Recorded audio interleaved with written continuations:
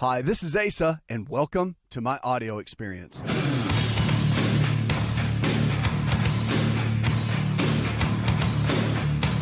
So diabetes is one of the top health challenges that we face today in America. We know that. And we used to have type 2 diabetes called adult onset. And I'll talk about that now because our young people are being diagnosed so often. 1 out of 3 of our young people under the age of 11 right now are being diagnosed with type 2 diabetes. So it's really becoming almost an epidemic. And they did a study, actually a survey, and they're saying that most diabetes patients won't change their lifestyle. And I find that amazing. And I'll tell you, in the clinical setting, in a traditional primary care office, it's unbelievable to see. It really is. And we have diabetes educators. You know, the RDs, the registered dietitians, are kind of the new breed. Nutritionist, or the title nutritionist, has kind of just been loosely used over the years. And the American Dietetic Association, which I'm a huge fan of, by the way, now has registered dietitians and licensed nutritionists in almost 46 states. There's only several states that just don't do either one. And they've really come on board. And they have different board certifications and different specialties like oncology, nutrition, pediatric nutrition, sports nutrition. And it's really a great coming field. So if you go to someone based on nutrition, make sure that they're at least qualified in that area. Registered dietitian, licensed dietitian at some level, board certified in nutrition, something that you can count on. So they're not just winging it off of some book they read on a weekend. Very important. However, most people, the diabetes educators now usually have these credentials. They're in the hospitals. They work with private clinics. And they've done a survey. And they found that even with all this education and people that are just ready to walk with you, take you by the hand, and help, people still don't want to change. And even though they know that their eating habits, their lifestyle habits have put them in the situation of having diabetes, which can lead to unbelievable issues within our health, like chronic renal disease, kidney failure, losing toes and limbs, neuropathy, which is a nerve pain that goes down the leg into the feet or into the hands, and all these different situations that can happen as a result of diabetes. And people die of it. It's a progressive disease. But the amazing part about diabetes is it's reversible if we're willing to change our lifestyle. And that's the key. So you have to ask the question, do you want to get well? It really is the question. And they basically asked that question to a survey of people. They said 9 out of 10 of these people, it was like 3,000 people that they checked with, they knew that their obesity aggravated or caused diabetes. Yet 7 out of 10 said they were not willing to change. Really? I mean, think about that. So you know that the disease you're dealing with, the health challenge, as I like to call it, you know that your lifestyle put you in that spot, right? So most of these people knew that their lifestyle choices, eating the wrong kind of foods over a long period of time, inactivity, whatever it might be, put them in this type of situation where now they have a disease, which is one of the top 3 diseases that we're seeing in America today, yet they don't want to do anything about it. It's like cancer. You get the diagnosis of cancer and everybody freaks out. Why? Because you've got to deal with potential of dying. Depending on the stage and the level, you've got to deal with the potential of chemotherapy, of radiation, treatment that may or may not work. But then you have something like diabetes, which all you have to do is control getting your butt off the couch and exercising, changing the way that you eat, modifying your lifestyle, and it might go, well, there's not just might, it probably will reverse itself. Some people argue that with me, but it's true because the bottom line is if your hemoglobin A1C, that's a big blood test. And the A1C marker, they're saying now at about 7.0, but it's really, there's an argument between 6.5 as the number, kind of the foundational number, or 7.0.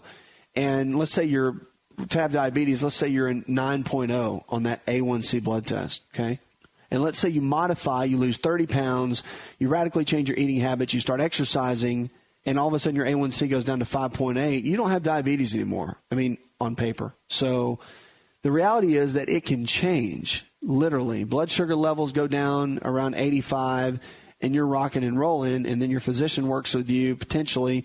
Let's say you're taking metformin or glucophage or glyburide or Actos or some of the medicines out there that are standardly used for diabetes. And then all of a sudden you come down to a place where you decide that you want to get well. You make these changes, and you become the top 2% of America that says, okay, I'm willing to make a change. Because they did a survey, and obviously people don't want to change. They prefer, listen to this, they said they prefer a pill to exercise and diet. And 5% of them said that they don't even care either way. It's sad. The reason it's sad is because, think about this. Let's say you're 45 and you get diagnosed with diabetes and you get into a place where you have kids. They need you to be healthy. They're looking at you to be a role model. But are you really making a difference? I mean, if you're one of these people that just say, I don't care, it just doesn't matter to me, I would rather have a pill, I'll just take my medicine and hope for the best.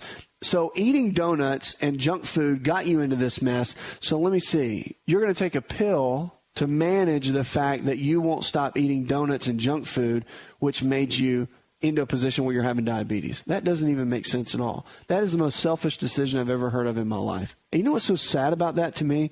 That really breaks my heart because I have a passion for this. Obviously, that's why I'm on the radio all the time. It's because people can live a better life. And I've seen kids lose their parents over this. When you see an 11-year-old child cry because their parents are dying, you'll get a little passionate too. Maybe your child has. Maybe you have it. Maybe your child has come to you and said, Mom, I don't want you to be sick. And maybe you have a food addiction. And maybe you need to change. Because your life is not about you. It's not. It's very selfish to think it is. It's about all those around you. It's about what you're called to do in this life. And when you've been given a disease, especially one that doesn't have that much of a genetic link, it has some, but not that much that you can't overcome it. It's not like type 1 diabetes. You don't have to pay for it. It's like giving you a brand new car. All you have to do is take care of it.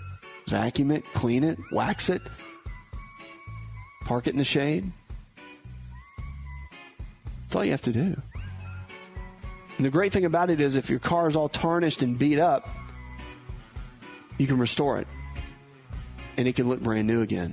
But no one can make that decision for you.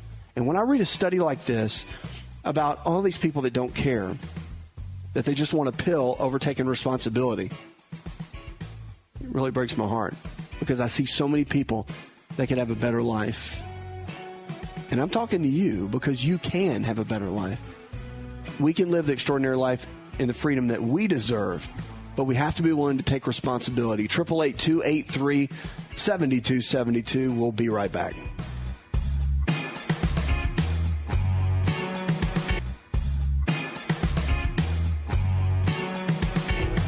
Hi, it's Asa. I'm giving you a copy of my best-selling book for free to help you in your health journey today. I'll pay for the book. All you do is just cover the small shipping and handling costs. Go to AsaRx.com and get your free book today.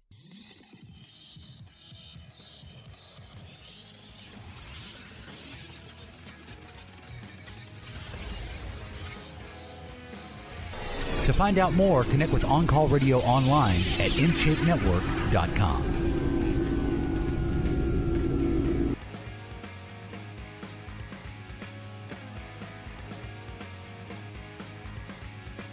Check us out on Facebook and Twitter, both at the website you can sign up for, and also our free email newsletter. Sign up each and every day. We protect your information, and it's great information to empower your health and your life. Let's go to Jim. Hi, Jim. Welcome to the show. Hey, man, sitting out here watching the stars come out. Beautiful, isn't it? Yes. What I called about was entirely something else, but on your last segment there, you were talking about diabetes. I know one individual on each end of the spectrum that you were talking about. One man found out in the hospital that he was dying of diabetes. He had a teenage son. He's my first cousin's husband. Wow. And overweight, drank too much, worked in a fast food restaurant that his family owned, and they told him he was dying. Today, Roger's an engineer. He builds roads. He quit the food business. He lost 50 pounds. He went walking, and he takes no medication. See, there you go. Enough said right there. He is a brand-new man. Right. And the other guy found out he had diabetes. He went home and sat down on his butt. Now he's disabled, and he drinks a gallon of sweet tea a day, and he weighs about 500 pounds, and he's waiting on his maker to meet him. That's right. And there's the two guys. There's the two ends of the spectrum. It is sad. It is sad because Cameron is he's a brilliant man. He used to work for me. One of the smartest individuals I've ever been around. Good kid, but just quit living. Have you ever gone to talk to him? Oh, yeah. Begged him. Oh, yeah. Begged him. But don't do any good. Have you ever told him to listen to the show? No, but I will. I ran across your show last night, driving back from a date, in fact. And what I called about was a topic about colon cancer. Will you do me a favor? Yes, sir. for this guy, because I don't think we can make this happen, but I know you can.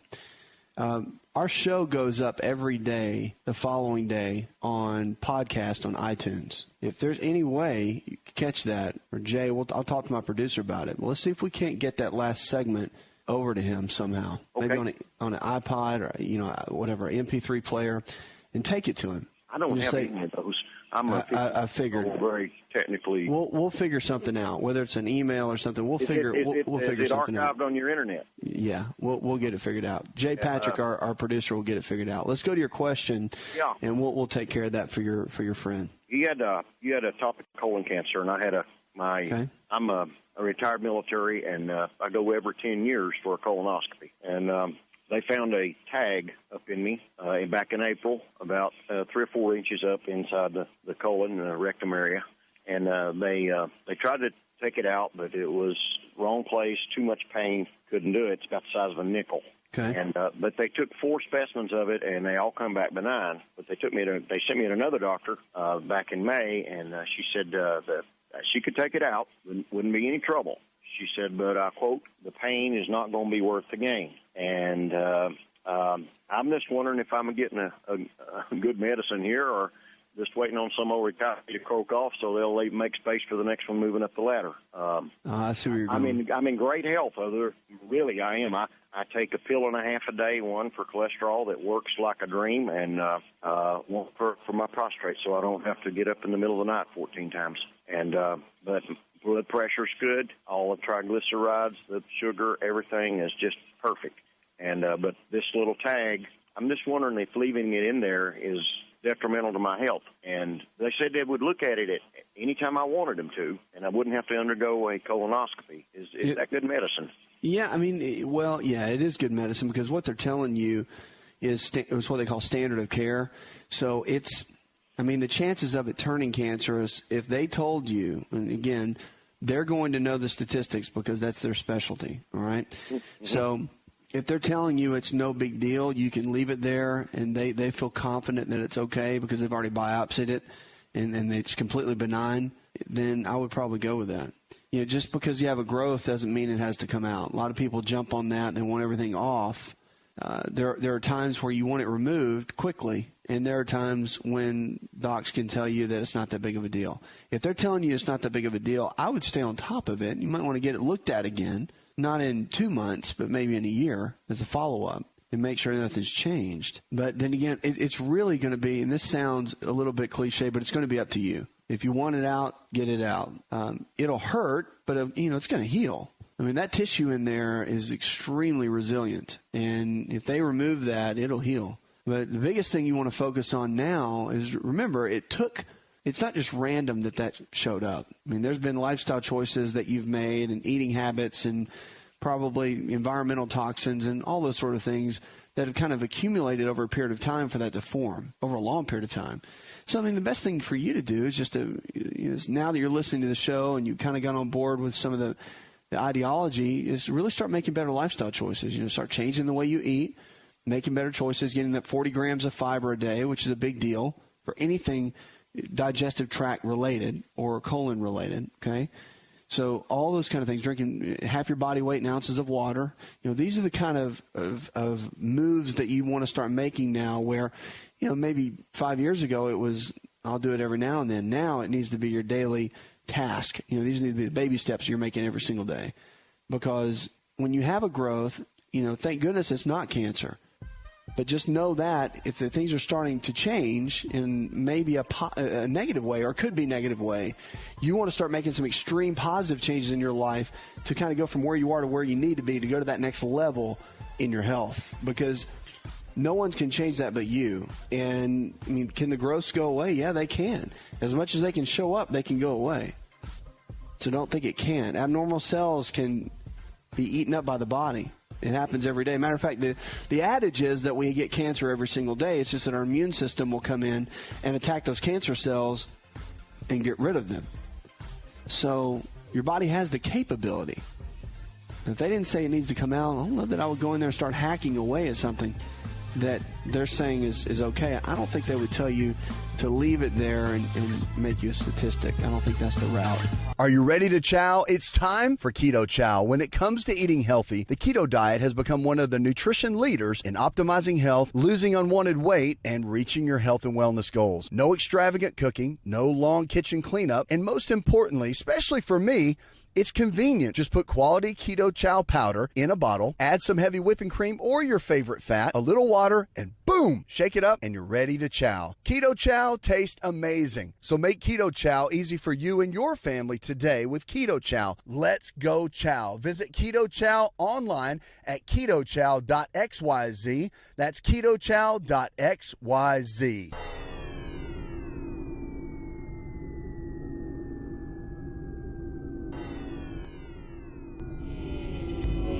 To find out more, visit the show online, InShapeNetwork.com.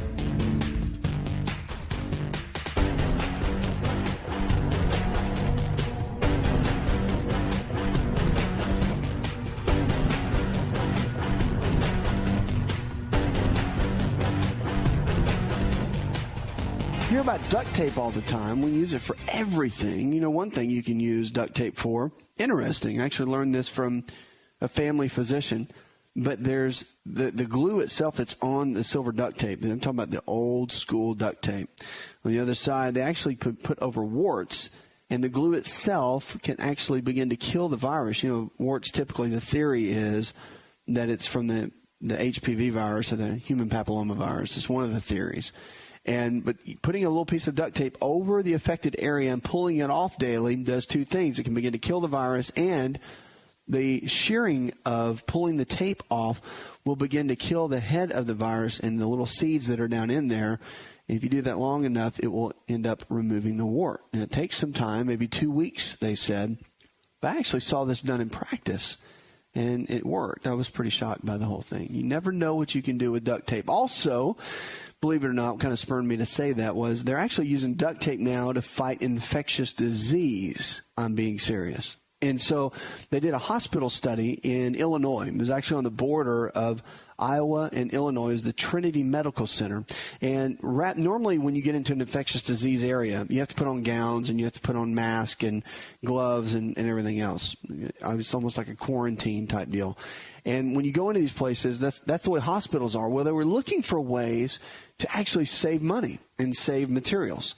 So what they did was they used red duct tape to actually they had people come in from the CDC, and they actually marked off areas, the final point of how far the potential bacteria or virus could travel to infect the person. And they used the duct tape to create boxes on the floor where you could actually stand in the boxes and communicate with people that had the disease.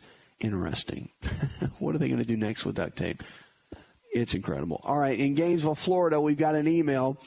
Gracie says, I've been diagnosed with celiac disease. What do you recommend? Well, celiac disease is a challenge. But let me tell you this. It's the inability to handle gluten. Gluten is a protein found in most grains. Somebody that has celiac becomes not deathly ill, but close to it. I mean, miserable, extreme cramping. It begins to cause them to lose weight. They'll have irritable bowel type symptoms and throw them into just a digestive whirlwind. And so it's miserable. So, Gracie, I understand the nightmare that is. And really one of the best things you can do, obviously, is to avoid gluten. But know what kind of flours that you can have, because a lot of people will avoid flour altogether. But there's actually some flour-based foods that you can have, whether you want to do pasta or if you want to do crackers or breads or whatnot. But you want to go gluten-free for sure for at least 8 weeks, because it does take about that long to get it out of your system completely. And then if you want to add some grains back in, no big deal. But the 4 grains technically, and obviously you do want to spend the extra money and get the organic kind, because when you have celiac disease, you cannot play around with this. It is a big deal. All right. So rice flour, hemp flour, coconut flour, and buckwheat flour. Those are the 4 that someone that has celiac disease can handle those flours. So baking is not out of the question. You know, life is not over. And having pasta, life's not over. You can still live and enjoy food and whatnot. You just have to be very careful. And, you know, the big one, too, Gracie, it's in the sauces. Like when you go to restaurants and whatnot, you got to be really careful with the sauce that they use for whatever they're making. And always ask them if it contains wheat or any other kind of flour in it, because gluten can be hidden in those, and you have to be really, really careful. But to live a gluten-free lifestyle, which someone that has celiac must do, it's really not that hard, and it is becoming trendy. A lot of the restaurants, and especially the grocery stores, are catering to that. But the restaurants really out on the West Coast have jumped on board big time. You're seeing the East Coast now come on board. Places like New York, Bridgeport, Connecticut, a lot of these places, they've jumped on board. And then, of course, your coastal towns, Charleston, South Carolina, you're seeing a lot of gluten-free over there. You're seeing a lot over in North Carolina, Wilmington, Hilton Head, and those areas. And then, of course, down in Florida. So the lifestyle is there, and people are catering to it, and it's becoming kind of the cool thing to do, because most people are gluten sensitive. Now, there's a difference between celiac and being sensitive. Gluten sensitive is where you're affected by gluten, but it doesn't affect your daily lifestyle, meaning it doesn't cause the cramping, severe cramping, and it doesn't stop you dead in your tracks. If you have celiac, it will stop you like you have a massive disease, and you will shut down, and things just don't work like they need to. But if you're sensitive, you might get tired, you might feel lethargic, you might just have low energy levels, you may have chronic allergies, you may get joint pain. There's a lot of little symptoms that you're thinking, well, I've got arthritis or I just have allergies. But so many times, if you'll just cut gluten out of your diet, and gluten comes in all flour-based foods except for the 4, rice, hemp, coconut, buckwheat. If you eliminate that for 8 weeks and your joint pain goes away, the allergies go away, your energy level doubles, guess what? You have a gluten sensitivity. And 90% of the people and 95% of people do. It is amazing. So it's not a big deal. I mean, everybody deals with it for the most part in America, just because of our grain sources are pretty much horrible. So think about it. But yeah, Gracie, I hope that helps. Just really watch out for the sauces. That's the big one. And make sure you enjoy life. You just got to come up with a new way to do that. And always eat foods that reduce inflammation. That will help as an overall foundation for what you're doing. 888-283-7272. That's 888-283-7272. Don't forget Facebook and Twitter as well. Let's go to Patricia. Hi, Patricia. Yes. How can I help, darling? Okay, thank you. Patricia, how can I help? What's your question? Oh, I'm sorry. I didn't know. I thought it was one of your staff. They're so nice to me when I call. Oh, well, thanks. How can I help? To talk to you, so I'm so thankful. Okay. My question is, I had my gallbladder removed. It's been about 10 years ago. And they didn't tell me one thing about diet changes or anything. And it really, I started thinking the other day, I said, I might know something about this. But it's just so weird. I heard Dr. Oz talking about the bile and how the gallbladder is a very important organ, and I don't have it anymore, and I'm really sad. Part of my body's gone. Yeah. Unfortunately, what happened? Did you have a lot of sludge in it, or did you have a stone that was blocking it? Why did they take it out? I had gained some weight, and I had severe pain, and I just kept having the pain. And then they examined me and said they thought it was not. Oh, I had 3 tiny stones. But couldn't they have passed or dissolved? Yeah, usually the stones won't. They can pass, yes. But you don't really have to worry about them too much unless they're blocking, like the cystic duct or one of the ducts in the gallbladder. I mean, the common bile duct. Those are the kind of things you have to worry about. But, I mean, if they're not blocking one of the ducts and you're okay, then you really don't have to worry about it. So the reality is, though, the gallbladder is important. It stores bile, and it uses the bile to help break down your fats more than anything. It's a fat emulsifier, so our body can handle the fats that we eat. And, of course, that's important. So your omega-3 fats, the good, healthy fats, are always important. Now, a couple things, too, though. Don't be discouraged that it's gone, because the body's pretty amazing. You still produce bile. It was just kind of the storage tank. So your liver still produces the bile, and your body will still utilize it, but you don't have as many bile salts to help break down the excess fat. So people that get their gallbladder taken out, they still struggle with eating foods that have a lot of fat in it. Sometimes they can get gas or cramping or whatnot.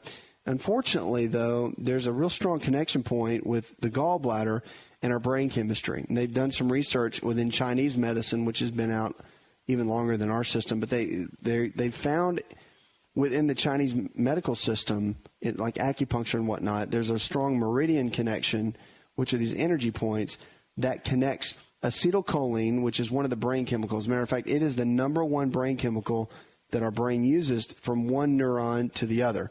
And without getting that too involved, understand that you've got to have that brain chemical for your body, for your brain to even function well.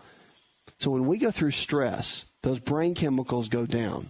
So if you're under a lot of emotional stress, or you're going through a lot of physical stress, or whatever it might be, the acetylcholine levels will go down. When acetylcholine levels go down, it can directly affect gallbladder function, and that becomes the challenge. So with the gallbladder function going down, that's where you can start getting some of the stones and the sludge and whatnot, and it can be for over and over again for the acetylcholine levels going down. So again, one of the ways you can work on a gallbladder from more of a natural perspective is to work on building up acetylcholine levels, which you can do with certain foods, and certain supplements can help, but and it's amazing. So biochemically, it makes the bile salts and it helps you break down your food. So Oz was right when he talked about how important the gallbladder is. You want to do everything you can to keep all your parts. I mean, that's what we need to do. And he's a surgeon. So at the end of the day, moving forward, whenever you're challenged to have surgery, you always want to ask why about 1,000 times and then do research and get about 10 opinions. And you didn't know any better, and that's okay. So the glycine and taurine, it can still work. And here's a really, really cool thing about the liver. They've done some research, and they found that when you remove the gallbladder, the body actually goes and forms a small little pouch underneath the liver, which is where the gallbladder used to be. So the body actually can go in. It's not a complete gallbladder, but it actually tries to make a small remnant of something that can help with the process of what the gallbladder used to do. So the body knows what it's doing. It can adapt. You're going to be fine. It's not life-threatening, but just know some of the tools to still give you a good quality of life. Did you know that you can listen to the AsaRx audio experience on Spotify and Pandora? For all the ways to watch and listen, check out our show page at asarx.com/experience.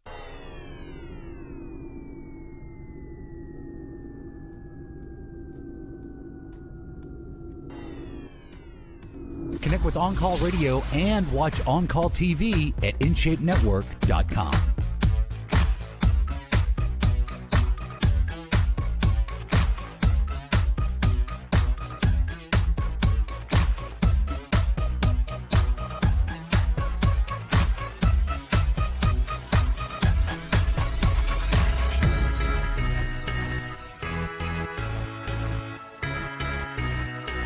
The use of drugs for it, narcotic drugs, are even more prevalent. And a lot of the pain clinics are forming now, and the adage is, I think right now, that in Florida there's more pain clinics than there are in the entire country combined. And it's really become a challenge. But they're saying now that chronic pain can affect, or is affecting, 116 million Americans. And it's become a real public health issue. And there's time, something to do about it. They're saying that there's a report done by the Department of Health and Human Services, and it was mandated by the Healthcare Overhaul Law that estimates that chronic pain costs between $560 billion and $635 billion each year in medical expenses and lost productivity. But it adds pain, and also personal, and affecting each person's individuality. So the chronic pain, from cancer to back pain, is influenced by heredity, stress, depression, and other factors, and sometimes lingers after the underlying condition is treated because of the changes in the nervous system. So pain can be a disease in and of itself, yet the report points out few medical schools require or even offer courses on pain. And I'll tell you that. Exactly. I'm telling you right now that in medical school, we learned nothing about pain management. Zero. They don't even offer it. So if you don't get it in some of your rotations, which, I mean, it depends on through internal medicine or family medicine, if you deal with some chronic pain patients, which most of those do, depending on where you did your training, and you don't get any education on it. So you're just kind of off to the races. Hopefully you'll get some through an internship or residency. So as one member of the committee in this report, Dr. Sean Mackey, chief of Stanford University Division of Pain Management, said in a news release that chronic pain is a disease that affects more people. Listen to this. It affects more people than heart disease, diabetes, and cancer combined. That's huge. All right, those are your big three. Heart disease, diabetes, and cancer combined. Chronic pain is a disease, so they're calling it a disease that affects more people than all the big guns that we see in America combined. Yet we spend only a small portion of the budget of the National Institutes of Health on understanding its cause or how to treat it. And our hope is that this report will serve as a wake-up call, they're saying, which I think this is good, to our country. And the new healthcare law requires that a National Academy of Sciences arm that make recommendations to the Department of Health and Human Services about the state of the science, they call it, in pain research, care, and education. And the report calls for more than everything, more research, more training in pain, which I think would be good for healthcare professionals, and expanded insurance coverage of pain care, because, I mean, that is crazy. I completely agree. If there's no training in it, you know, with it being one of the top diseases in our country, as they're calling it, is pretty amazing. So the government agencies and healthcare providers, professional groups, educators, and everyone, really public or private, they're saying pays for healthcare, really can help get the job done in this. And I do. I agree with that. I think that it's a huge wake-up call for all of us if you're in the healthcare field at all. And I think that without a shadow of a doubt, if it's affecting 116 million people in this, it's pretty incredible. And we're spending $500+ billion a year in lost productivity and medical expenses. It's time to make a change. And unfortunately, it's basically legalized drug use. And the problem with it is it's had a bad rap for a long time, is because there's a lot of people, don't get me wrong when I say this, there are many people that need the pain medications. They do. Literally, they're in end-stage cancer. They're dealing with whatever they're dealing with, chronic back pain that's so painful you can't even move, and they really do need it. It's very hard to gauge when somebody is using, so to speak, when they're actually taking the medications simply because they want to, they enjoy the high, they like the way it makes them feel. They are going through things in their life, and maybe it helps numb the pain, emotional pain. And I've seen plenty of patients that do. I mean, I've seen plenty of people and patients that do that, and it's sad. It really is. And unfortunately, there's not enough regulation of it, and I think it needs to change. I think there needs to be a strong regulation of it. I've seen certain clinics and I've seen certain programs put in a 3-step protocol where they can actually screen you, and then if you get into what they call a high-risk category through some of the screening process and the interview process, then they won't give you the meds. And I've seen that, and I think it's good. It is a very good process, because that way no one comes in on the first day and they can get the drugs. You have to go through a process. And only when you get through that process, and you know, they're great actors too. Let me tell you, people that want their drugs become very good at this. So I think that in the middle of this all, if education would change, if it would become mandatory, which I think for physicians and providers, mid-level providers, to go through some type of educational course where they could really brush up on pain management, understand it better. It's one thing to understand the drug and the biochemistry of it and know how and when to give it. But it's another thing to understand the entire process of pain management, when to use it, when not to, you know, how to read situations better, and to have good training and quality training. And some people say that comes with experience, but at the end of the day, there should be some standardized testing, because you're going to have younger docs, nurses, and whomever that come out of the gate that don't know and may make poor judgments, not because they're not good at what they do, but because there could be some inexperience involved just based on the game that's being played. So in this area, with it trumping heart disease, diabetes, and cancer combined, it's an area that needs extreme focus, in my opinion, that we really need to jump on to go to the next level in our health. Puts another hour in the charts. I'd like to thank our producer, Jay Patrick, John Garrison, Leslie Pardue, and the rest of the team. I'm your health and lifestyle coach. Go tell one person something you learned on this show, and together we can change the health of our friends, our families, and our communities. You're listening to the best in healthy talk radio, where we're diagnosing hope one person at a time. Remember, whether you're absolutely thriving or challenged in a hospital bed, remember, there's always hope to get your health back. Did you know you could listen to the AsaRx audio experience on Spotify and Pandora? For all the ways to watch and listen, check out our show page at asarx.com/experience. Hi, it's Asa. I'm giving you a copy of my best-selling book for free to help you in your health journey today. I'll pay for the book. All you do is just cover the small shipping and handling costs. Go to asarx.com and get your free book today. This episode is over, but check episode notes for links to products and services you've heard about on this episode. Thanks for listening and subscribing. Please share the AsaRx audio experience with others and stay in touch by giving us your comment or review. Hi, this is Asa, and welcome to my audio experience.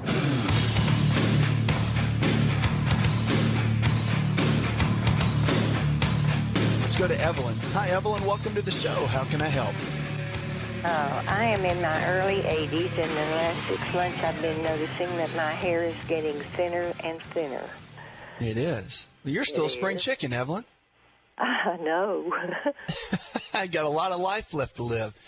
Well, so it started to get thin. Have you had any issues with your thyroid? Have you ever been diagnosed with anything thyroid-wise? No. No. Any medications you're taking right now or anything you've been diagnosed with recently? Yeah, I take medicine for high blood pressure. Okay. Is that it? No, I take Plavix for heart. All right. Now, have you had any major issues with your heart besides blood pressure? No. Okay. All right.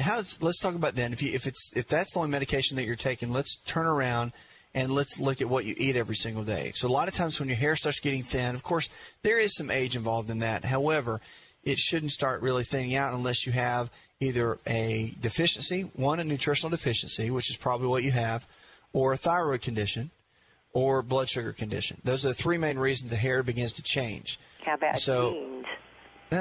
Genes can play a role, yes, but not typically. Genes play more of a role with men than they do women as far as the hair getting thin and whatnot.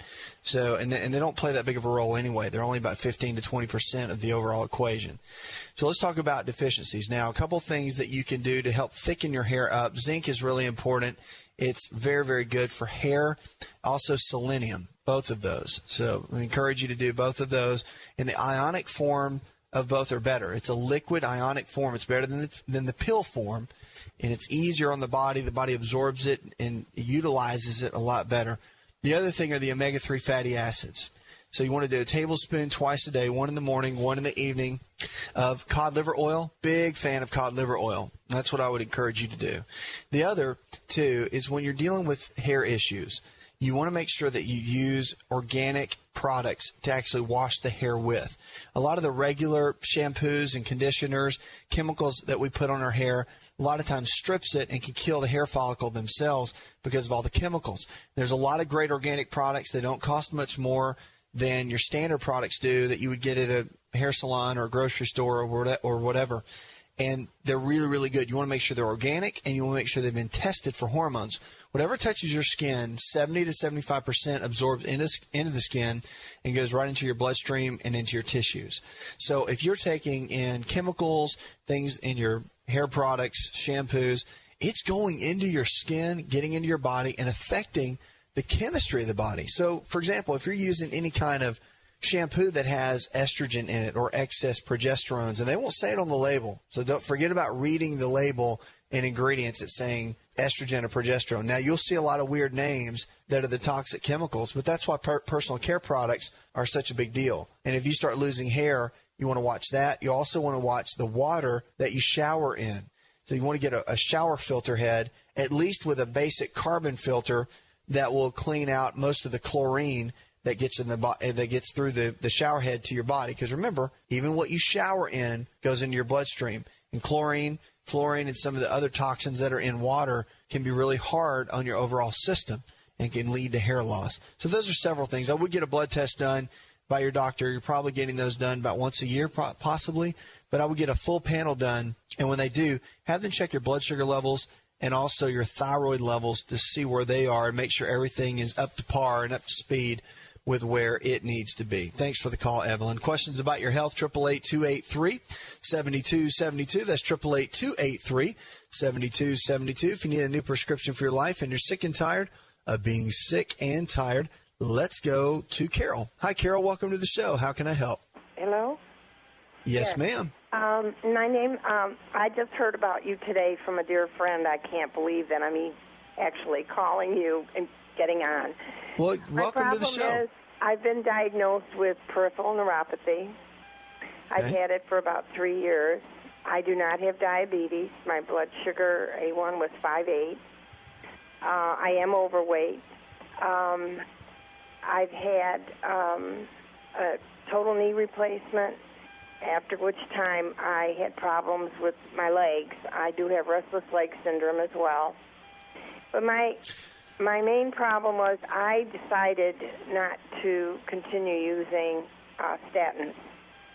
I had a little bit of medical knowledge, and I was understanding that the myelin that covers the nerves it's considered the same substance as cholesterol, and that the pill doesn't know the difference, and it can remove that.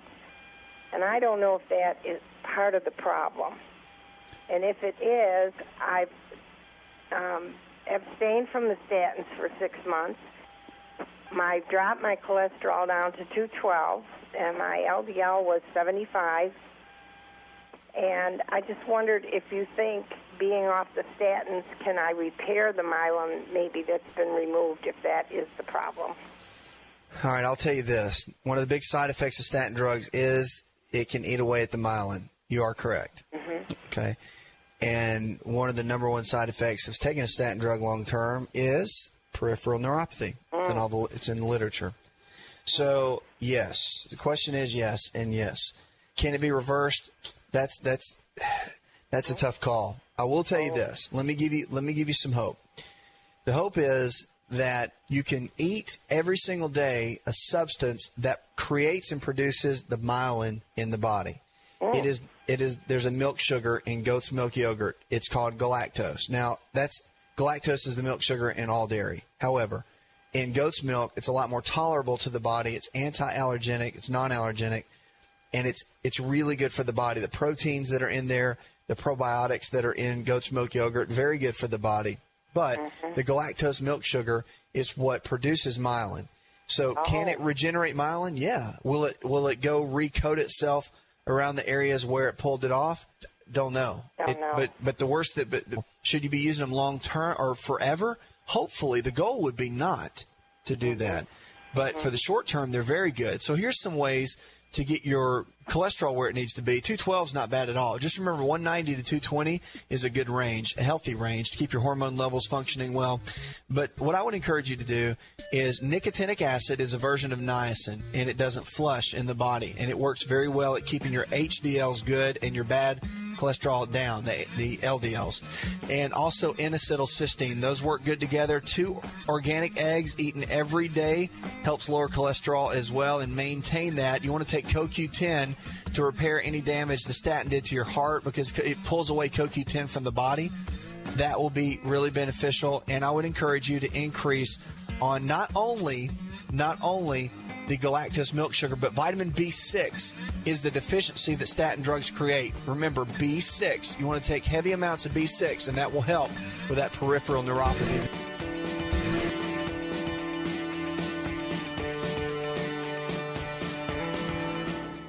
Hi, it's Asa. I'm giving you a copy of my best-selling book for free to help you in your health journey today. I'll pay for the book. All you do is just cover the small shipping and handling costs. Go to AsaRx.com and get your free book today.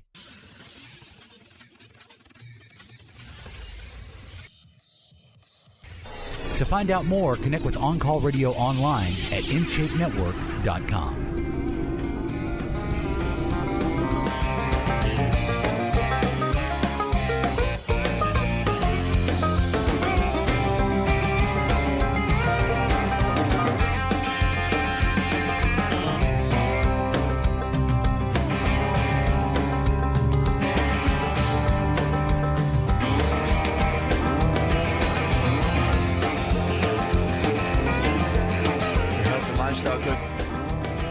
Diagnosing hope, one caller at a time. George from Tampa, Florida. I've recently been suffering with very dry skin. Due to this, I always have dandruff, and at times it's embarrassing. Anything you can do to help? Well, George, you're dealing with dry skin. Has to do with 2 things: an omega-3 fatty acid deficiency, and also you're dealing with a zinc deficiency. So what do? You take omega-3 fats. I would do 2 tablespoons of cod liver oil, 1 in the morning, 1 in the evening. Most people think skin conditions are an outside-in thing, meaning they put lotions and potions and creams on them, trying to get the dry skin to go away and trying to get the dandruff to go away using the special shampoos that have all kinds of chemicals in them, thinking that it's going to help. But it doesn't, because your skin gets dry. It's the largest organ we have, and it gets dry because of what's going on inside the digestive tract. You clear that up, and then you're going to clear everything else up. So that's the big thing with dry skin. So zinc, cod liver oil, that will do the trick. Questions about your health? 888-283-7272. We want to hear your success stories.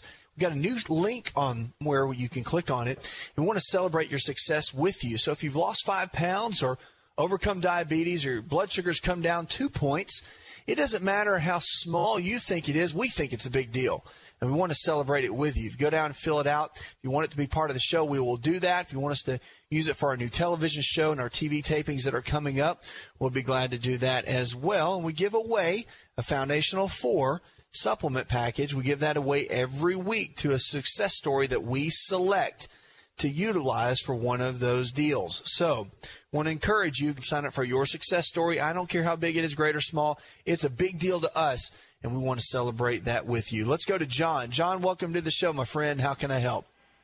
Yes, thank you for taking my call. I take various vitamins, most of which has been recommended in your book. One thing I take, though, is folic acid, and I had read recently on the Internet where this had been linked to lung cancer. And so I was really curious. I didn't know what amounts we're talking about that would kind of put you into that area where you should be concerned if there's any validity to this at all. But, I mean, that was one vitamin I had an issue about. The other one I heard you say last week, the omega-3 in the capsule forms, that you shouldn't take those as well because they were not as good as the liquid, obviously. That's right. Let's start with the gel caps. The way they have to take any fish oil is very delicate. It just really is. If you heat fish oil at all, it's going to break down into a trans fat. It doesn't handle that very well. And if you think about it, most fish live in cold water. So it makes sense if you really sit back and think about it. So if you heat the fish oil, it breaks down, and it breaks down into a trans fat, and that's one of the number one cancer-causing agents. So when they make the gel caps, they have to heat it to get into the gel caps, the way they're processed. So they're all pretty much, for the most part, rancid, and they don't work well. And I wouldn't put them in my body. The best thing you do with gel caps is throw them away.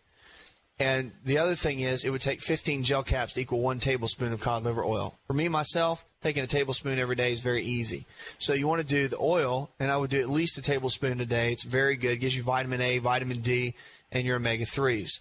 Now, let's move over to the folic acid. Folic acid is probably one of the most important supplements that our bodies need.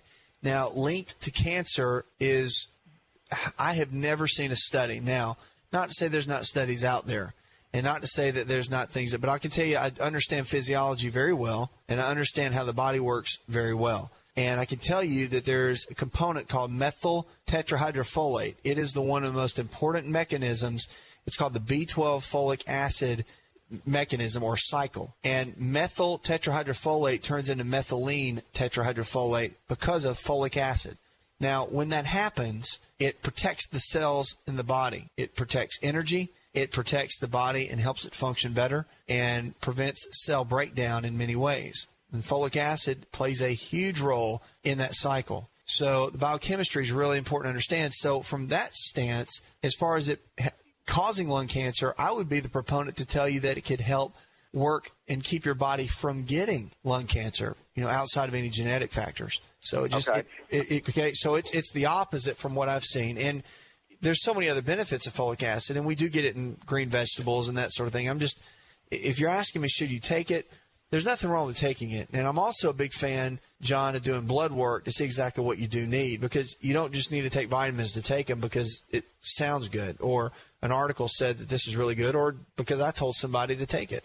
A lot of times the general things are good to take for certain conditions, and they can help with certain deficiencies in the body, but it's always good to back it up with blood work. It really is. So, you can go to your doctor, which I'm a big fan of doing blood work every 6 months because it's the gold standard in healthcare and medicine, and it has been for years, and you can find just about every little thing in the body unless a lot of major disease process can be coming down the pike. And you can really see a lot of systems, and you can project and see what systems are getting low. It's almost like a gas tank. You can see where the gas tank's low and the gas tank's high. And it's just good to do. So I'm a bigger fan of doing that. The folic acid, you can do a test called methylmalonic acid, MMA, and it's a good test for B12 and folic acid. I would get that done on a regular basis. It's not typically done, so you'll have to ask your doctor to run that test. Okay, thanks for the call. Questions about your health, 888-283-7272. You're listening.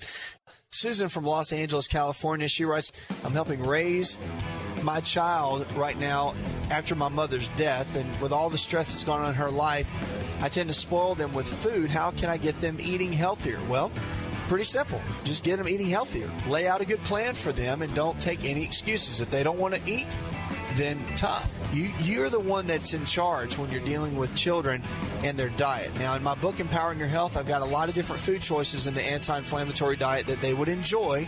How to prepare them is totally up to you. You just have to find the right combinations.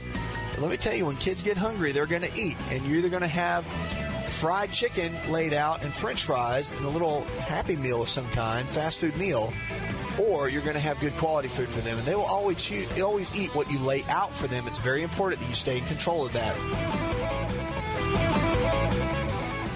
Are you ready to chow? It's time for Keto Chow. When it comes to eating healthy, the keto diet has become one of the nutrition leaders in optimizing health, losing unwanted weight, and reaching your health and wellness goals. No extravagant cooking, no long kitchen cleanup, and most importantly, especially for me, it's convenient. Just put quality Keto Chow powder in a bottle, add some heavy whipping cream or your favorite fat, a little water, and boom, shake it up and you're ready to chow. Keto Chow tastes amazing. So make Keto Chow easy for you and your family today with Keto Chow. Let's go chow. Visit Keto Chow online at ketochow.xyz. That's ketochow.xyz.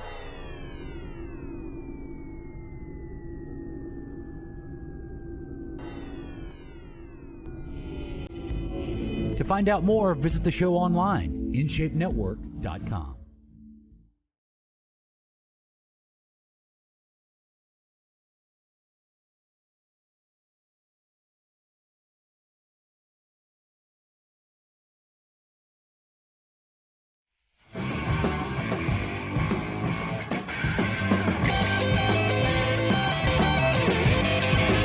$888-283-7272. That's 888-283-7272. I'm your health and lifestyle coach. I'll show this diagnosing hope one caller at a time. Let's go with Elaine. Hi, Elaine. Welcome to the show. How can I help?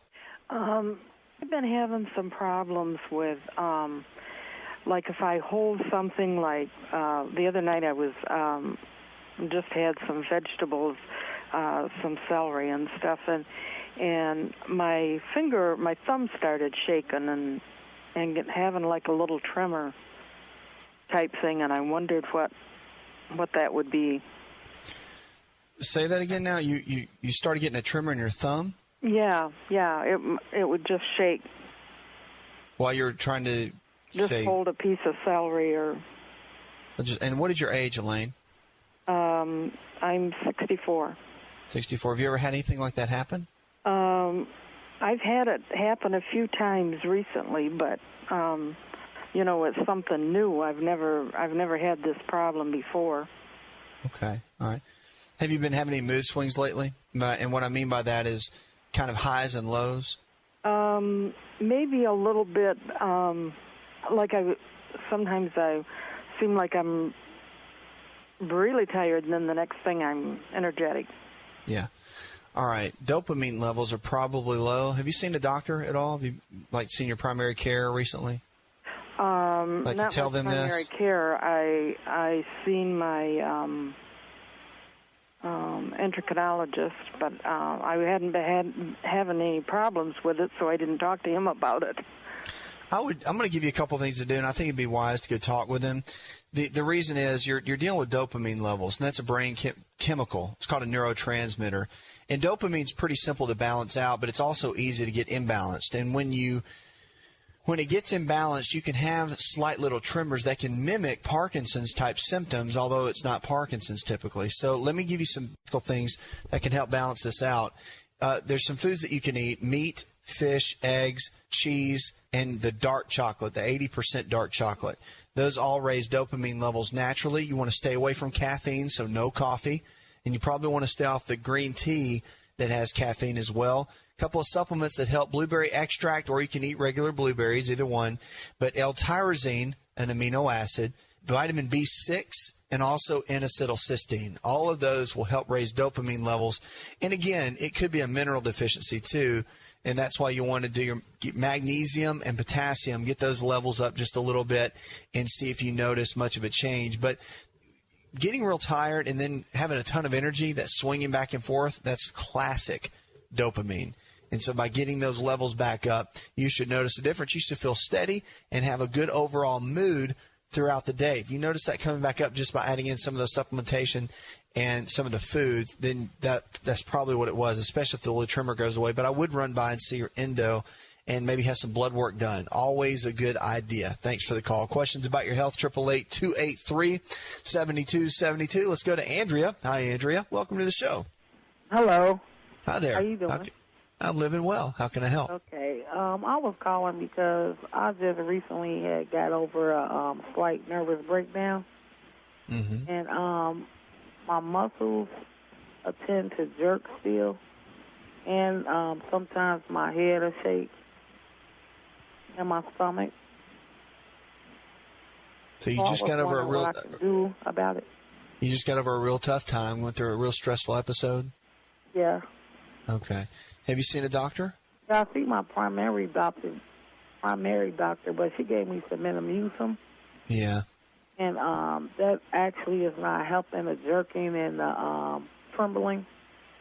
I still have it. You having a hard time sleeping? Still. Are you having a hard time sleeping? Yeah, now I am. Okay. You feel anxious? Sometime I do. I feel a little anxious, but I bought me some supplements, a B complex. Mm-hmm. And That's fine. I've been taking them. I don't know if are them good or not. Well, they're okay. They're okay.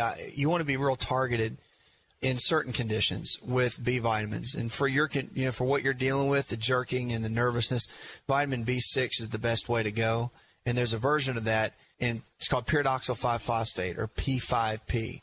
But the jerking and the anxiety, that sort of thing, that's GABA. It's a neurotransmitter, brain chemical. You're going to hear me talk about that a lot because they influence a lot of our behavior and how we feel. It'll help you sleep. It'll calm anxiety. There's some foods you'll need to avoid when you're dealing with GABA levels, okay? Here they are: peanuts, walnuts, hazelnuts, almonds, cheese, oats, barley, wheat, rice, salmon, spinach, and beans. A couple supplements you can take. The vitamin B6 is really good. Valerian root is good. And L-theanine. All of those help when you're dealing with GABA levels and keep the GABA levels where they need to be so your body can function the way that it needs to. And it's very important to keep your neurotransmitters balanced, especially when you go through a tough time, stressful episode, depressed episode, or a tough time in life. The body can react different ways. So it's really good to keep your GABA levels, which is an inhibitory neurotransmitter. It's good to keep those levels up, and the GABA actually calms the body. So when it gets low, that's when our body gets real jittery, and it doesn't work. You start you're in this state where things are very jittery. You want to actually get it back up to where it needs to be, so it can just be chilled out and function well, and you can move through this tough time. The other thing is you want to support the adrenal glands. So I want to encourage you to maybe change the way you've been eating. You want to follow the anti-inflammatory diet that's in my book, Empowering Your Health, and it will just lay some things out for you. It might be a little bit different than what you're used to, but we have to come off the foods that are causing a lot of inflammation in the digestion. And cow's milk, dairy, and wheat products, those are two that make a big deal and play a big role in our overall digestion. So that's breads, pastas, cereals, crackers, anything with flour in it, come off that for 8 weeks. And then also with the cow's milk dairy, I would come off of that for a period of about 8 weeks. You can do goat's milk dairy. I would just stay off of the cow's milk. Okay, thanks for the call. Questions about your health, 888-283-7272. That's 888-283-7272. Don't forget, sign up for our weekly email newsletter. Goes out once a week. It's going to be an exciting article about cholesterol and great ways to lower it. It was on fat loss, I believe, and you can go on and sign up for that. We'll send you back articles if you'd like to do that, and sign up for our lifestyle membership page. You can get all the information that you need to empower your health and your life. Let's go to Julie. Hi, Julie. Welcome to the show, darling. How can I help? Hi. How are you? I'm living well, Julie. What's up? I actually have a question about the goat's milk yogurt. Yes, ma'am. Where do you get it? Well, you can get it from there's a store called Whole Foods, which is a big chain. It's an organic food store. You can get it there. You can also get it at Trader Joe's. And if they don't have those in your area, then you can get goat's milk at Walmart, but you can't get the yogurt. And actually you can go online, and there's some different food places online that you can actually order the food, and they send it directly to your house, packaged and cold and everything else. And it's not that much more expensive than actually going to the store. So Don't have any names of that, but if you Google foods and online grocery stores and that kind of thing, there's a ton of them. Natural to get this kind of information to them, to encourage them. 888-283-7272. Let's go to Dustin. Hi, Dustin. Welcome to the show, man. How can I help? Hi. How you doing today? Living well, man. What's up? The issue I got is kind of when I was in the military, I went into the emergency room there, and they act like they were frightened by looking at my fingernails. They said that my fingernails were white, and they said I had no circulation. And then lately, that was about 6 or 7 years ago, and recently I've been noticing a lot of numbing in my hands during the daytime and throughout my body, and possibly like a growth stunt. Okay, so you've noticed a stunt in your growth? Yeah, like maybe I don't know. I think maybe like low testosterone, maybe, or like facial hair and stuff like that. What is your age, Dustin? 28. 28. Well, you wouldn't have a stunt in your growth now at this age. So what you've grown to is done. That's it. But there could be some issues in your body as far as maybe your energy levels not being what they used to, or you're not be able to put on any muscle mass like you should, and that could be hormonal. It could be testosterone and that kind of thing. Have you had any blood work done recently? I did about 6 months ago, and that was the last time. They say everything was okay? They said that my red blood cells were lower than my white blood cells. Okay. That could be an anemia, and that's very common. I'd go back and ask for a couple of more tests. Go back to your primary care doctor and ask them for what's called a TIBC. That's total iron binding capacity. That's the test that's going to show you your iron levels. And then there's one called MMA, methylmalonic acid, and that shows B12 and folic acid levels and where they need to be. So that's what I would encourage you to do. Go check that out, see what's going on, and see if that plays a role. Testosterone is really important too. I would check that out, and growth hormone. Both those hormones are great to check on, and that could be a big clue with what's going on inside your body. Hormones play an enormous role in our overall health, and because you're feeling a certain way and your nails are the way they are, I would dig a little deeper, get some more testing done, and see what's really going on inside your body. And if you want to call me back here on the show, tell me the results. We'll go through it together. Questions about your health, 888-283-7272.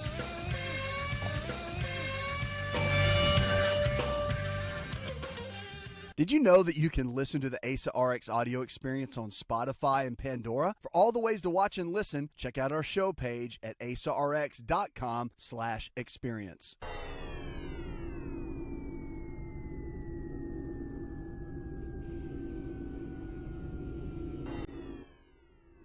Connect with On Call Radio and watch On Call TV at InShapeNetwork.com.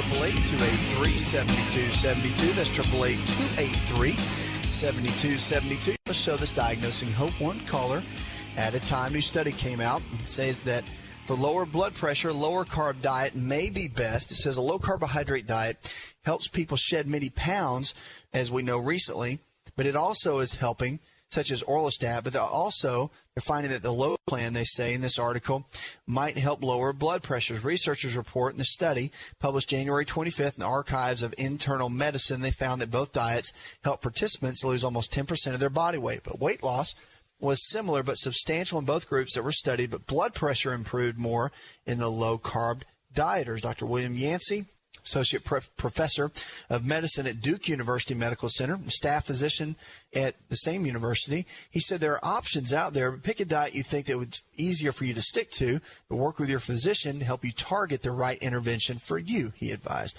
Obesity is a significant contributor to many illnesses, including heart disease, stroke, and diabetes, and many cancers, according to an editorial of the same journal by Dr. Robert Kushner of Northwestern University School of Medicine.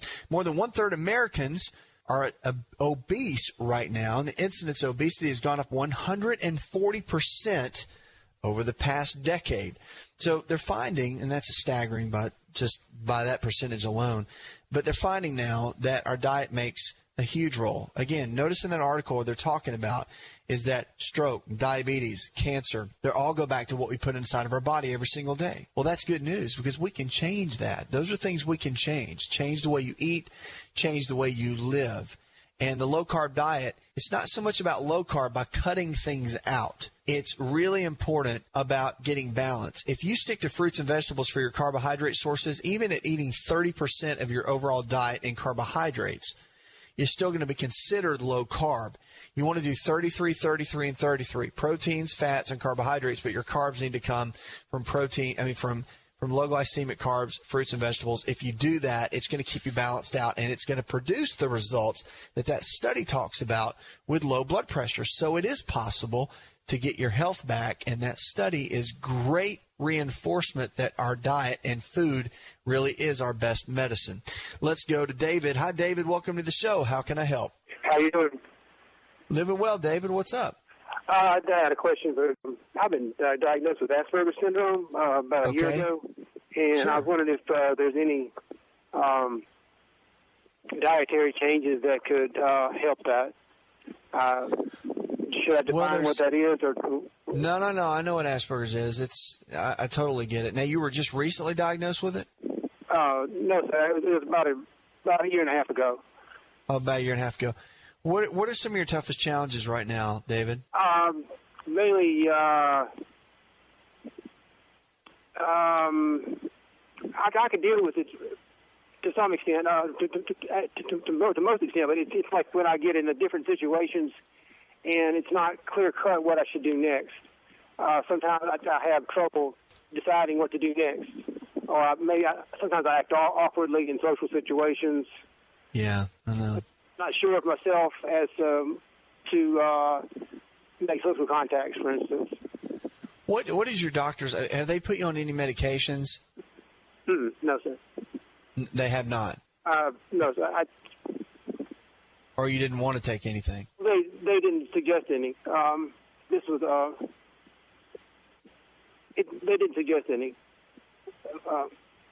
Okay, that's all right. So pretty much dealing with Asperger's, they just kind of told you nothing. I mean, did they give you any hope, or did they give you any encouragement of what to do?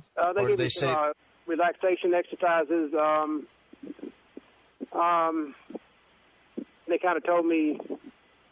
It seemed like to me they were kind of putting me on my own. Basically, like I should check out the literature as to what. I'm in a program where they help me with my employment to make sure that I'm following through my employment obligations. That's one thing. Okay. But as far as specifics, they haven't. They haven't really laid some things out for you. Well, let me give you some. And I'm just asking that because I wanted to see kind of where things were with Asperger's. Obviously, it's linked to similar patterns as OCD, obsessive compulsive behavior. It's linked in the same category, but it also creates some negative behavior that I know that's a real challenge for you.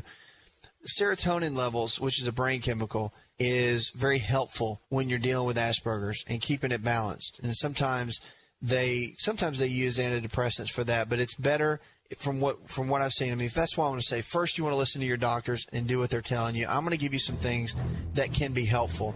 Foods that will help: mushrooms, fish, chicken, spinach, red meat, and turkey. And vitamin B6 in the version of P5P, pyridoxal 5-phosphate, and niacinamide. Now, there is what's called St. John's wort, and it is beneficial and it can be helpful. It works more on the sedative side of things, but it balances out your brain chemistry. You might want to look into that as well. So there's several things that you can do to get your brain chemistry organized and where it needs to go, and that's what I want to encourage you to do. But serotonin's the one that really helps. Cod liver oil is really good too as you're doing that, David. So a tablespoon of that twice a day can be very, very helpful. We're here for you. Let me know how things go and just stay in touch. Go tell one person something you learned on this show, and together we can change the health of our friends, our families, and our community.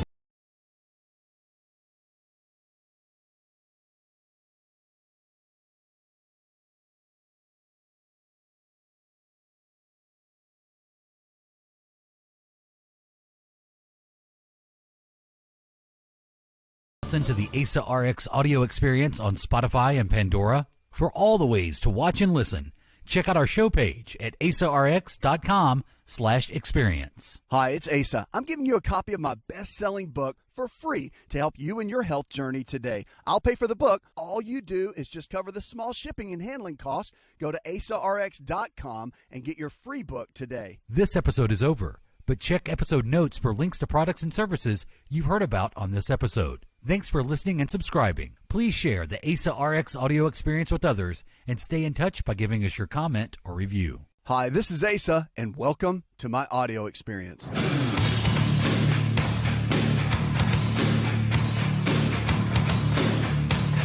the body can get sick, you can also get well. It is about lifestyle, so the choices we make today can and will determine the kind of health we'll have tomorrow. Powerful. So you just have to understand that your choices really do matter.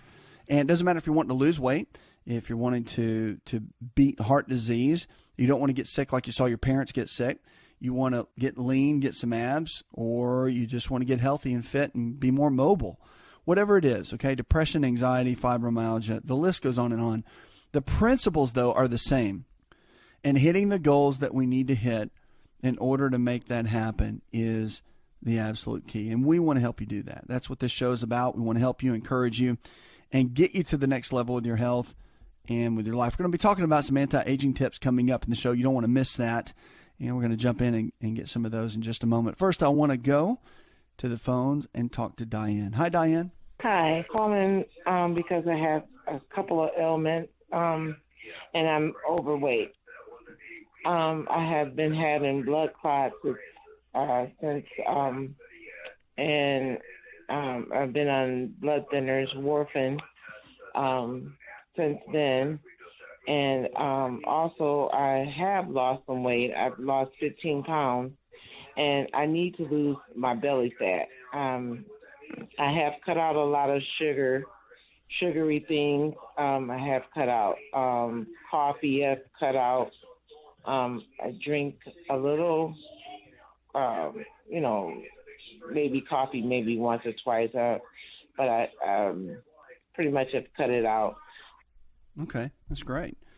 So you cut out a lot of that type of food, and that's fantastic. But one of the big things you got to look at is it's really more about balance. And when you're dealing with any kind of issue like this, you want to look at overall making sure that you cut down the inflammation in the body. Okay, that's a big, big deal. A lot of people don't realize how important that is. But to cut that out takes a lot, and to cut that out, it really causes you to have to do a lot to get there. So we want to encourage you to be able to do that. One thing you want to look at is making sure there's plenty of vitamin E that you're getting. Now, you can get that from foods as well, but you can supplement with it. But making sure you're not taking any other kind of issues. If you're taking blood thinners, you can't. Okay, can't do that at the same time. But also fish oil is really important. I like cod liver oil. It's my favorite, but you can do any of the other fish oils themselves.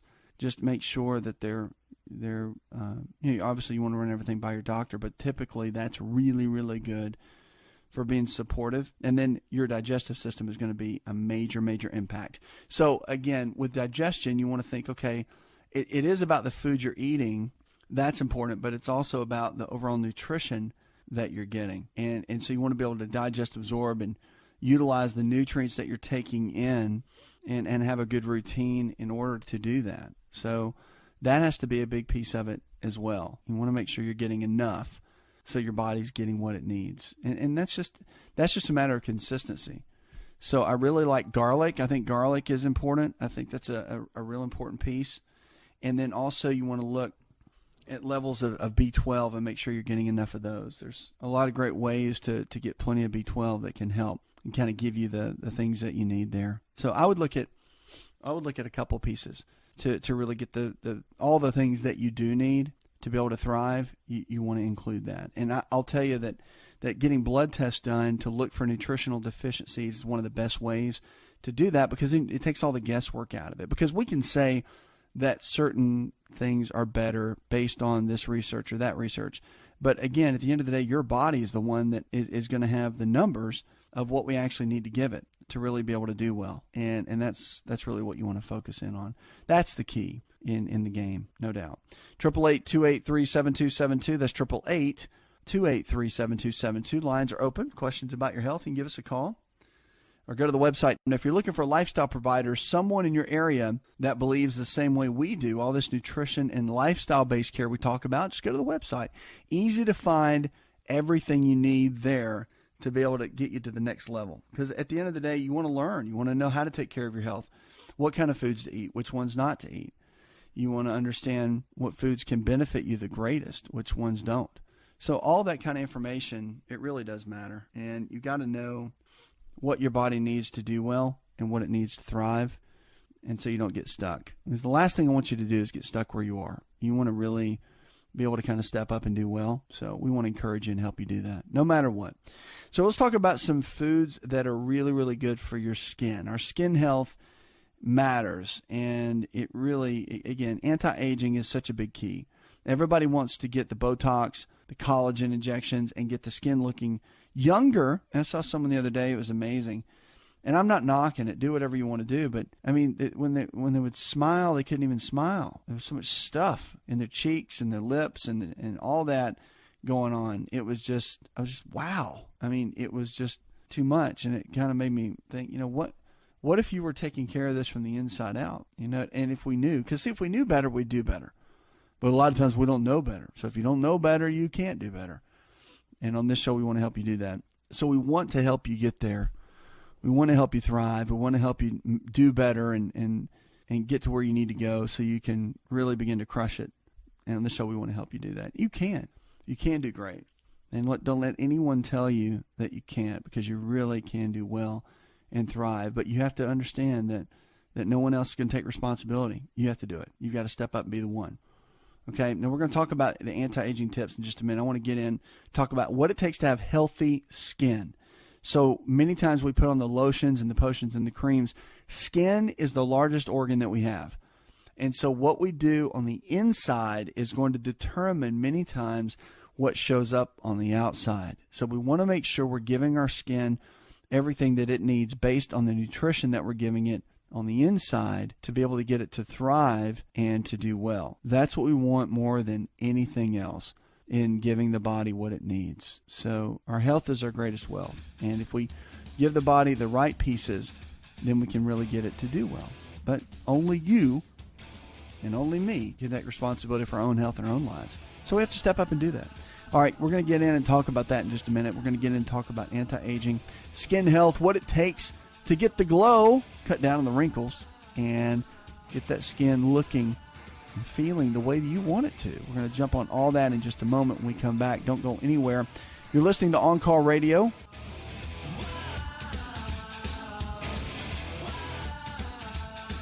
We're here for you. Check us out, and then also make sure to join us on social media, Twitter, Facebook, Snapchat, any of those. And you can join us, catch in the conversation.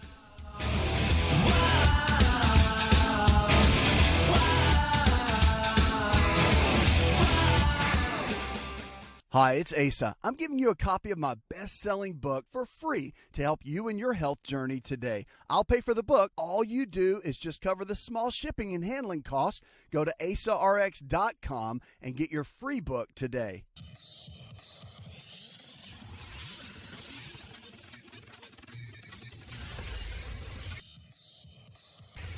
To find out more, connect with On Call Radio online at InShapeNetwork.com.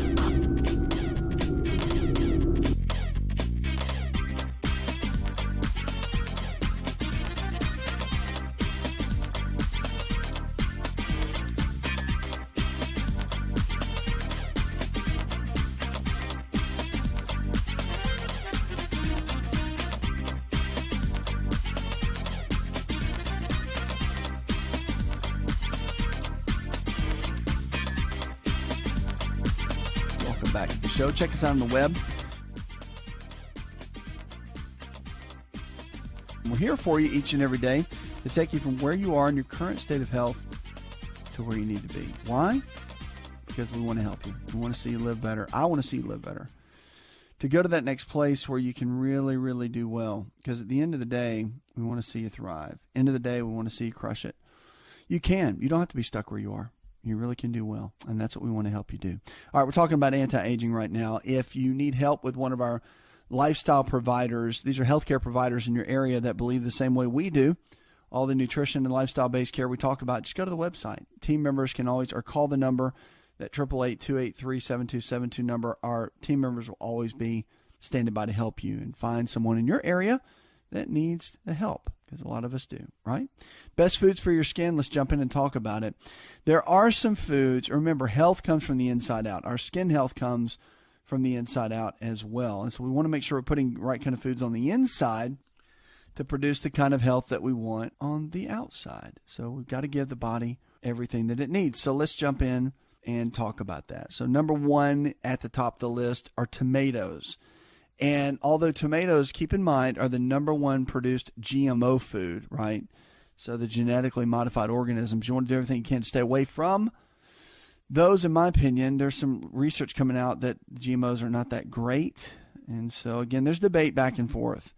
So a lot of the natural guys are really full speed ahead. And then, of course, in the medical research, they're saying, hey, it's not that big of a deal. But now there's some research coming that's saying, hey, at least be cautious. So, you know, tomatoes are one of the top GMO foods out there. But it's one of your skin's best defenses. They contain a powerful antioxidant called lycopene. And studies have not yet been conclusive, but many suggest that the lycopene may be responsible for helping protect the skin against sun damage. Lycopene is best absorbed by the body when it's been cooked or processed. So eating tomato sauce or tomato paste and ketchup is likely to be more effective than just eating the raw tomatoes. So actually, you're getting more out of it. Pretty cool, huh? Now, one thing to note about this, which is why eating ketchup or putting ketchup on, say, a burger is a good idea, because it takes fat to actually make the lycopene absorb into the cells. So the more fat you have in with a meal, when you have that tomato paste or ketchup, the more it's going to shove the lycopene into the cells, which is very cool that it does that. And it's interesting how that works. So I think that's one of the big pieces. But it's great. I mean, lycopene has got so many benefits. And when you consume it with the right kind of fats, avocados, nuts, seeds, even some saturated fat can really help. Red meat is another one that's actually really good for looking at anti-aging. Okay, it gets a bad rap a lot of times, but even though red meat does contain saturated fat and cholesterol, lean red meat is one of the favorites because it has high in protein and high in zinc. In fact, recent studies suggest that red meat may even be better at treating acne than antibiotics. Think about that. To produce collagen, your skin needs amino acids. And the glycine and proline and the protein in the red meat is the highest concentration of the two amino acids together. So the mineral zinc is also crucial for overall collagen production. It's an essential cofactor. And it said vegetarians don't need to miss out as well. So Dr. Wu actually in the study did a piece on glycine, which is an amino acid as well. It can be found in seafood. It's very highly found in cottage cheese, cabbage, zinc in lentils, kidney beans, and raw oysters. So there's some great components that can be helpful to your overall health and help tremendously, really, and getting where you need to go. So red meat's a great one. Green tea is another one. So it's no secret that green tea is an antioxidant powerhouse. We know that. But it's strong on the anti-inflammatory side, and it's got strong anti-aging effects that are attributed to the high concentration of the catechin compounds, which can block the body's ability from getting too much sun or from getting burned, which is very important. The research also suggests that drinking a cup of green tea twice a day over the course of 6 months can actually reverse sun damage and significantly improve any issues you have with redness and broken capillary veins. So drinking green tea every day is great for the skin, period. Hands down. You ever seen Japanese? They drink green tea all the time. You ever seen bad skin? I don't think I ever have. Pretty amazing. So green beans, as long as we're talking about it, let's just get into the green beans, okay? They're great because they're high in sources of silicon or silicone, as we've heard before. It's different. Silicon is very different. So what happens is we get about 10 milligrams a day. It's what we need, and we're really not getting it. But the great thing about the green beans is loaded in green beans. So when you eat green beans, silicon is great for skin. It's great for hair, great for nails, all that. So it can be extremely beneficial. Walnuts are another good one when you're talking about skin health. Salmon has got the big rap for having omega-3s. But did you know that walnuts are also incredibly high in omega-3s as well? If you're concerned about redness, swelling, blotchiness, or acne breakouts or wrinkles, the walnuts can be your new best friend. Plant-based omega-3s, such as the one found in walnuts, are naturally anti-inflammatory in nature, and they can help seal moisture in your skin and protect it from chemicals and other toxins. Another one is alpha-linoleic acid, ALA, and these omega-3s can work to combat the increase in the amount of plant-based omega-3s in your diet by eating almonds, olive oil, and even grapeseed oil. So these are all very beneficial in supporting your health and supporting your body in a great way. So just a couple little tips that can make a difference to keep the skin healthy, to keep that glow. One more is yogurt. Don't forget the yogurt, okay? Goat's milk is my favorite. Get it unsweetened, and it's got incredible benefits in it, providing the good bacteria to keep the skin healthy.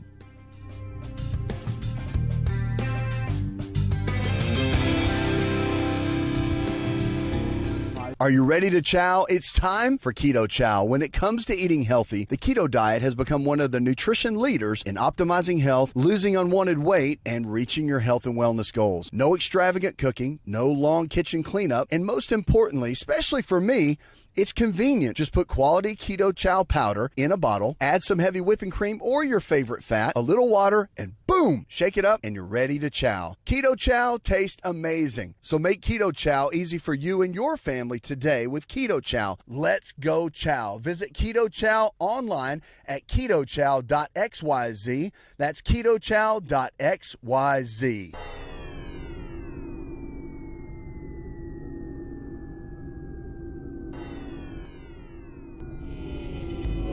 To find out more, visit the show online, InShapeNetwork.com.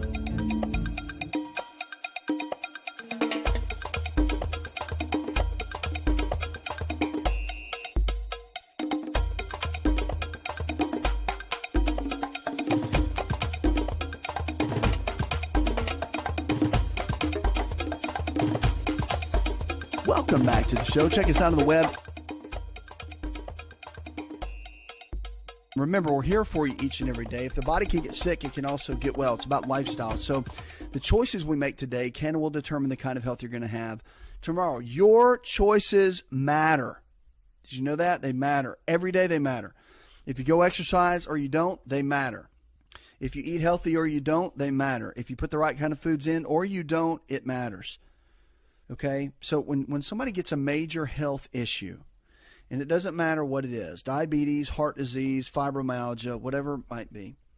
Some people don't know better, and that's cool. So you learn, right? Some people do and don't make good choices. So what happens is you got to learn about how to take care of your health. And we're passionate, our entire company's passionate about teaching you what it takes to get your health back. You didn't learn it in grade school. You didn't learn it in middle school. You didn't learn it in high school. You didn't learn it in college if you went to college. And you're not learning it on the internet. There's over 410 million articles about health on the internet, okay? You can't figure that out. It's too much information if you haven't been trained. So what we have to do, You can make a lot of good guesses, don't get me wrong, and I'm not knocking researching for yourself, but you want to have someone that's a partner with you that can take all that and make it real simple to understand, and that's what we do. So we want to help you do that. We want to help you thrive, make good choices, make good decisions for your health, and do well. We don't want to see you stuck. We want to see you do really, really well, and not just barely make it, be crawling along. We want to see you do great here. That's what it's all about. And so I want to touch base on that a little bit, on how to make good choices, what to do to make good choices, how to pick and do and make and get to where you need to go. That is the absolute key. So cutting sugar from your diet, let's start with some of our kids. I want to get into a little bit of kid talk, all right? Because parents, we're in charge of our kids. Not the school system, not other people, not daycare. We are, right? So you got to set the stage. Our kids are more obese than ever right now. Now remember, there's a difference between being overweight and being obese. All right, there's 70% of Americans are overweight, and 40% are obese. All right, that's a lot. Okay, more than half are obese. So we have to come up with a game plan of how to undo that. And one of the big keys to do that is understanding how important our health is overall. And our kids depend on us to make good choices for them. They may tell you they know everything. They don't, obviously. Just remember back when you thought you did, and you don't. So I don't know about you, but I had great parents that I was very blessed. And my mother did a great job of balancing out the home as far as eating goes. I mean, I got into healthy eating early on. Okay, like when I was like 16, I got into eating really, really healthy. 17, I think it was 16, 17, more like 17. I really got into it. Like started reading fitness magazines. I started studying all that and what it really meant to eat a healthy diet, or what I thought anyway. I mean, back then, low-fat diet was big, ton of carbs, but good carbs.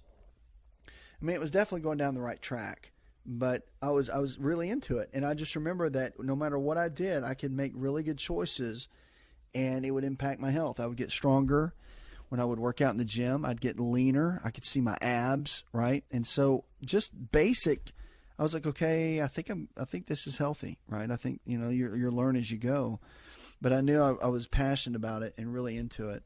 So with our kids, my whole point of this is that I had wonderful parents. And so even though I got to eat some junk food when I was a kid, it wasn't always candy, junk food, processed food. It was vegetables and real high quality foods and maybe a dessert once a day. That's not, I mean, for a kid, that's not, kids eat sugar every day, a lot every day. So there has to be some balance. But I think that there's so many alternatives now. We understand how to cook, like with stevia as a sweetener instead, or using honey and things, or just creating healthy alternatives. Because remember, how you feed your kids is what they're going to crave in their adult years. So what you do in the early days are going to set the precedent. So cutting most of the sugar from a child's diet can immediately improve health. I want to talk about sugar for a minute. Even if the diet still contains the same amount of calories or carbohydrates as before, a new study suggests researchers put a group of 43 obese kids on a 9-day diet that severely restricted sugar intake, but replaced added sugars with starchy foods that maintain the children's intake of those calories and carbs. And that diet caused immediate reductions in their blood pressure and improvement in their blood sugar and cholesterol levels. So the investigators found this. They said every aspect of their metabolic health got better. And with no change in the calories, this is what was interesting. So the study definitively found that reducing sugar is extremely vital to kids, and it's metabolically harmful because it's sugar. So the finding raises serious concerns about the health and effects of sugar overall, and calls into the question the longstanding belief that a calorie is a calorie, regardless of its food source. Dr. Jeffrey Mechanic, director of the metabolic support of the Division of Endocrinology at Mount Sinai, said it's important study that adds to the weight of evidence, and it really calls out for us to examine the fact that eating patterns and what a healthy eating pattern is for the American public are very important to understand. So the study, researchers recruited kids aged 8 to 18 who were obese, had at least one other chronic metabolic issue like high blood pressure, elevated cholesterol, or signs of insulin resistance. They looked at that and said, okay, what do we need to do? Well, the researchers also found in this that all the foods, if you looked at what were mostly eaten, if you reduced the sugar content, everyone began to improve. Blood pressure went to normal. Triglycerides went to normal. LDL, the bad cholesterol, decreased. The fasting blood glucose went down by 5 points. Insulin levels were cut down by a third. I mean, come on. So sugar is wrecking our health, wrecking our kids' health. And we as parents, we're just like, we just want to make them happy. And, I just want my child to be happy. And, the kids are eating birthday cake. And look, every now and then, no big deal. A small snack each day that's reasonable, okay. Make it healthy, though. I mean, if you're going to make something chocolate, like a brownie, make it with stevia, make it with coconut oil, and gluten-free powder. I mean, the mix. And put some whey protein in there that's organic. I mean, you get creative so that it really doesn't become like a junk food, but it becomes something that has health benefits to it, right? So we just got to make sure that we're making good choices as parents to be able to give our kids what they need so they can thrive and do well. Because at the end of the day, we have to give them the right guidance. And to give them the right guidance, we have to make the right choices for them. And that is a huge piece for their overall health and getting the keys that they need to begin to thrive and not just barely make it. We want to see them do very, very well. And that's the ultimate key for them. And I'm passionate about it because I used to say in my shows, and this was years ago, even up to recently, I'll still quote it, but 1 out of 3 of our young people will have diabetes, okay? Well, they do. It used to be like a far-off statistic. Now they do. So it's one of those things that I think we need to step up. We got to. I mean, our kids' health is extremely important. It's vital. So we have to do something to get in to make our kids, to show our kids, because the kids don't do what we say, they do what we do. We got to lead by example. Definitely, because our kids' health, it matters. Check us out, 888-283-7272. If you want to call, be part of the show, we do take your calls. And if you want me to answer in private, we can do that as well. You just tell my staff, whoever answers my call screener, producers, you just talk to them and let them know, and we can make you part of the show. Whatever you want, we're here for you. We also have lifestyle providers, healthcare providers in your area. If you say, hey, I want to do or have somebody help me that believes like you do, well, we have lifestyle providers that will teach you that. And they'll take you by the hand, show you what kind of foods to eat, what your blood work looks like, what kind of exercise to do, and can help manage you all the way around in that way. So, again, our team members are always standing by to help you. Whatever you need, we're here for you each and every day. Just go to the website. 888-283-7272 is the place to be to help. Because at the end of the day, you want to make sure you're doing the right things and not the wrong. Because the last thing you want to do is get down to a place where you're saying, oh my gosh, I've been doing the wrong thing for 5 years. That's a waste. We've got Stan in Atlanta, Georgia. Says, I'm 76 and I suffer from rheumatoid arthritis. I take pain medicine, but I still hurt, and some days I can barely move my fingers. Do you know of anything that could help? Well, with anything like rheumatoid arthritis, you got to do a couple of things. One is you got to do everything you can to turn the dimmer switch down. And what I mean by that is rheumatoid arthritis is an autoimmune disease. Okay, and so in autoimmune, technically, I don't want to say never, because I'm a big believer in hope that the body can change. The body's pretty amazing. But technically, an autoimmune condition can't be reversed, but it can have a dimmer switch put on it to get it to kind of wind itself down a little bit. And that's what you want to do with rheumatoid arthritis. So you can use certain teas. There are certain foods you can do to unwind that and unravel that. If you need help, just go to our website. But there I've got an entire system laid out on what to do with rheumatoid arthritis. There's articles you can find that can help you, certain foods that will support it and make that condition much easier to deal with. Again, it's one of those things that you got to realize that if the body can get sick, it can also get well. It's about our lifestyle. We'll be right back.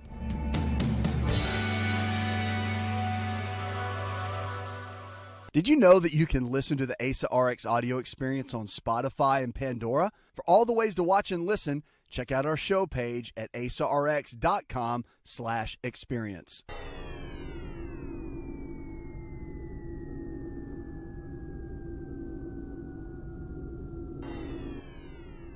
Connect with On Call Radio and watch On Call TV at InShapeNetwork.com.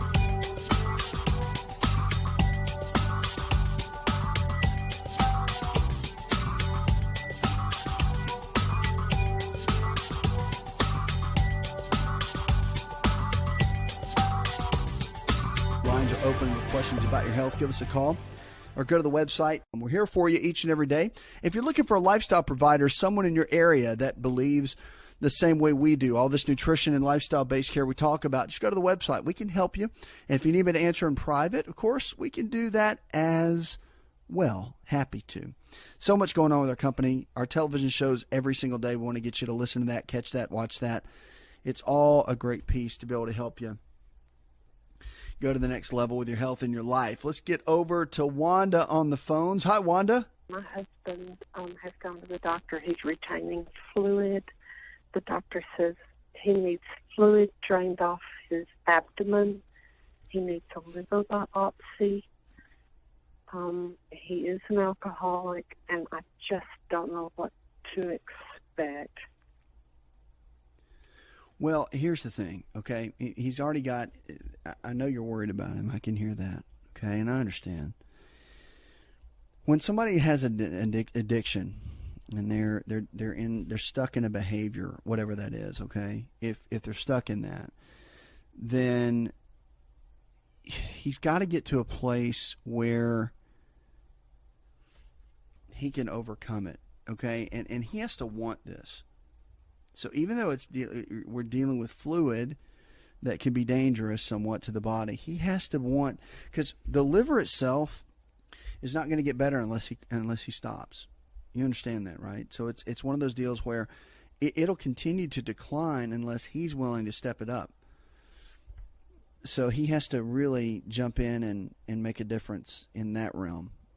So I would encourage you to make sure, just to see if he is in a place where he can get some help, if it takes counseling, if it takes support groups, if it takes whatever, to get him into a place where he's willing to get better, to not be stuck where he is. I mean, all that really matters. And that's one of the big keys that you have to look at for him, is seeing if he wants to get into that place. Because if not, it'll just be a spiral. It'll be just the same old. It'll be continuing, and it'll be all the time. So you got to get him to a place where he's ready to get out of that place and really begin to thrive again and do well. So that's a big key. Got to focus. Got to get him focused. Got to get him to a place where he can do well and not be stuck where he is, because it's tough. That's not easy. Where the place he's in is not easy, and the place he's in is challenging, to say the least. So you got to get him to a place where he really do well. And I'll tell you, having a physician on board, whether it's your family doctor or maybe an addiction specialist, it'll be helpful. But he's got to understand where he is with his health too. Okay, that makes a big difference. He's got to understand the level that his health is in and where it's headed. Because if he doesn't understand that, then that's going to be a whole situation by itself. Got to understand that, okay? And we'll help any way we can. If you want to, we have nutritional type areas that he can look into to get inflammation down in the body. But it's going to take some radical help. He needs physical one-on-one help with someone to really get to that place he needs to, really. Because the fluid in the liver, all that is, I mean, I have to tell you this, it's almost secondary. Because all that's going to continue. Those are just symptoms and byproducts of poor choices. His lifestyle is what's ruining his own health. And I know you love him, and I know that's why you're calling. But until that root gets taken care of, that's why I'm a huge, firm believer. I think medicine, all we're doing for the most part is playing catch up. I really do. I think if we can get to you and your lifestyle choices every single day and modify that, I think you can unravel most health challenges that we face today, all the way from diabetes, heart disease, the whole 9 yards. I think we can knock out most of it. If I can get your lifestyle under control, if I can get you making good choices, if I can get you going in the right direction, then all this other stuff is just, I mean, again, it's not tough.